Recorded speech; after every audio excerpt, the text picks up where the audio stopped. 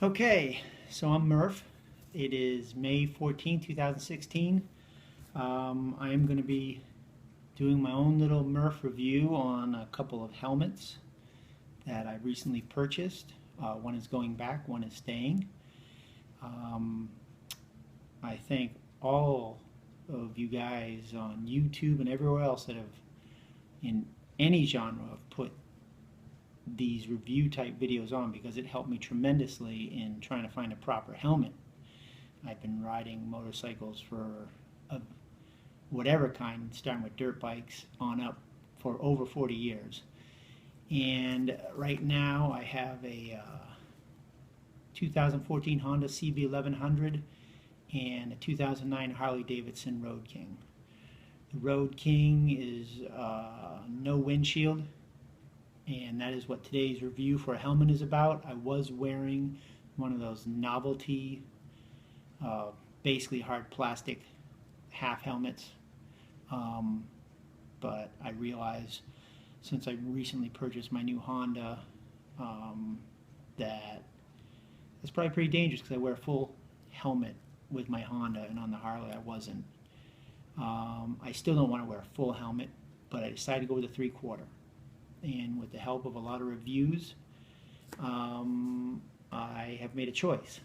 Now, the two helmets I'm reviewing today are the Bell Custom 500, which when I saw it online was really cool. You know, it just looked really cool, and obviously the heritage of Bell and how long it's been around. And this is how it came in this here box here. It's a nice red box. And I also decided to try the Daytona Cruiser helmet, which is also a 3/4 helmet.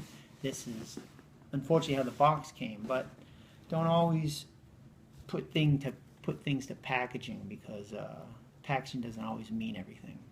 And of course, a lot of personal preference. I think I have a normal shape head, so I originally bought the Bell. And when I got it, I tried it on, and I decided to try another one, so I bought both on Amazon. And I did my research, all those reviews some other guys have done, and I decided to try the Daytona. Let's start with the Bell Custom. Amazon, I think it was about $120, somewhere in there, right around there. Beautiful package, like I said. I will move this aside and I will take it out. And I was very excited to get it. First, it came in this white envelope-like, soft, so to protect it. And then it came in this beautiful red bag, very nice. And open it right up, and you can tell just by looking at this that it is a wonderful looking helmet. Beautiful. I mean, the workmanship inside, the padding, the red stitching, it's got the metal clasps, and it's a large, and I take a large in every helmet I've tried on, and I've had multiple helmets, has been a large, and that just seems to be my size. I guess I'm lucky. So this is the Bell. Put that right there for now. And we have the Daytona. Now this I also got on Amazon, but it was almost half as much. It was about $65. Both of them I got free shipping because I have Prime. It pays for itself. Came in this nice bag. The box obviously was beaten up. I don't blame Daytona for that. I blame UPS for that. It also in the bag came with this nice visor that I'll never use ever, because I also don't want to look like a doofus, which doesn't mean anybody that uses a visor looks like a doofus, but it's not my look. And I just dropped whatever this was. Oh, it's a whatever you call these. It's a like an aerated do-rag for your head, so you can put it on, and that's nice. Didn't realize that was in there. So I'll put those aside. Now, the biggest thing, I tried on the Bell first. As you can see, the profile. you take a look at these, both of them are DOT helmets. I want a DOT helmet on my Harley, and I want it open. I tried using the DOT half helmets when I first got it, and those things are horrible. I just didn't like them. They sat on my head. I don't have any windshield, so when the wind got a hold of those, I didn't enjoy them at all. So that's why I went to that novelty one, because that had about 1/8 of an inch of padding in it, so it literally fit right to my head, and I just strap it down and I'd be all set. But if I ever fell off, that thing would have cracked like an egg, along with my squash. So go to the bell. This was the first one I tried on, and unfortunately, though it fit well, and I know it's a little tight, but that will give as your head gets used to it and breaks it in. The simple fact is, when I put this thing on, I look like Darth Vader from Spaceballs. It is one big mushroom head when you put this sucker on. Goes on nice, feels nice. The padding is wonderful. It feels like satin against you, but it's big. It's a big mushroom head. I can't even get it in the camera. So, and the other problem I had is I tried to put on sunglasses that I wear with it, and there's no way. Even if I force them in, they're not in there right, and they're so close down here. Even though the helmet fits me perfectly. I mean, it feels really nice. It's a tad bit tight, but not uncomfortably tight. It's just a tad bit tight that will, in time, conform to my head and probably be perfect.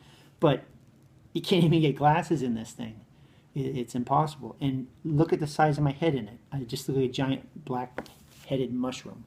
So I take this off, and I put it back down, and that's when I decided to go and try the Daytona. As you can see, right next to each other, the bell is much bigger. And even from my perspective, you can't see it as well on the camera. From my perspective, there's no comparison.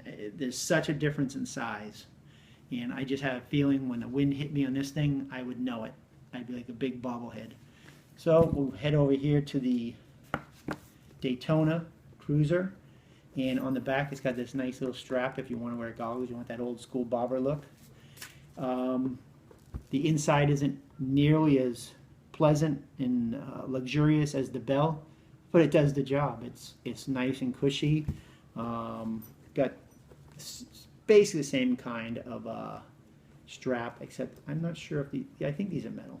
Yeah, they're metal. It's not as nice as the bell, but the bell costs twice as much. And you know, I just need a helmet that protects me. So now I'll put this helmet on. It also fits me very well. You can see it's much smaller, much more low profile. You can strap it just like the other. Boom, no problem. A big difference. Boom. These aren't the sunglasses I wear. These are normal glasses, but they're pretty much like the sunglasses I wear. I have numerous sunglasses. I tried them all. They all fit. And the better thing is I actually took it for a ride this morning. And I put the Harley right up to 70, 75 miles an hour.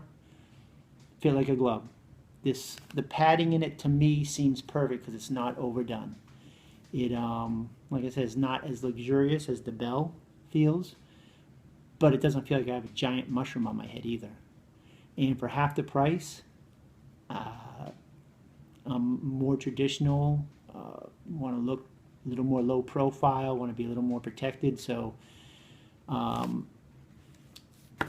vote goes for Daytona Cruiser, simply for lower profile. The easier it is to wear sunglasses with it. It feels just as comfortable. It conforms perfectly to my head. I might just be lucky in that part of it. And the price. You can't beat it. I think it looks good too. So there you go. I hope this is helpful to anybody out there. I know everybody's got different sized squashes. Be safe. Remember, don't expect cars to watch for you. Watch for cars. They're not looking for you. You need to look for them. So be safe and have a fun ride.